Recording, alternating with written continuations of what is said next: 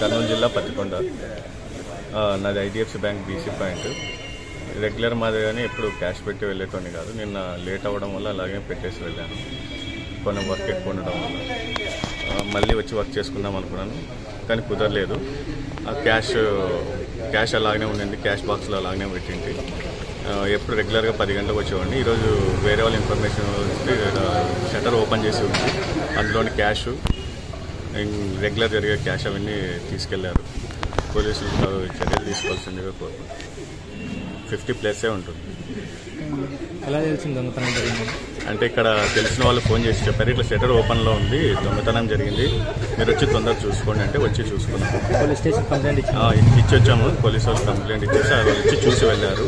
ఏమని చెప్పారు? మీ పని మీరు చేసుకోండి, మేము ట్రై చేస్తాం పట్టుకోవడానికండి.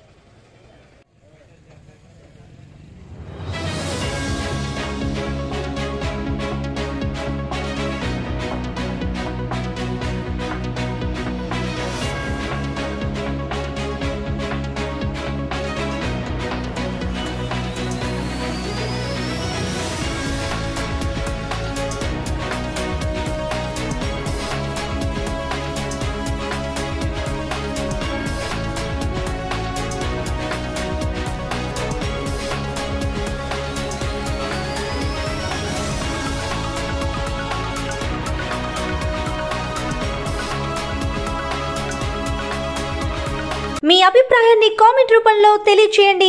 లేటెస్ట్ న్యూస్ కోసం నేటి భారత్ ఛానల్ ను లైక్ చేసి, షేర్ చేసి, సబ్స్క్రైబ్ చేయండి.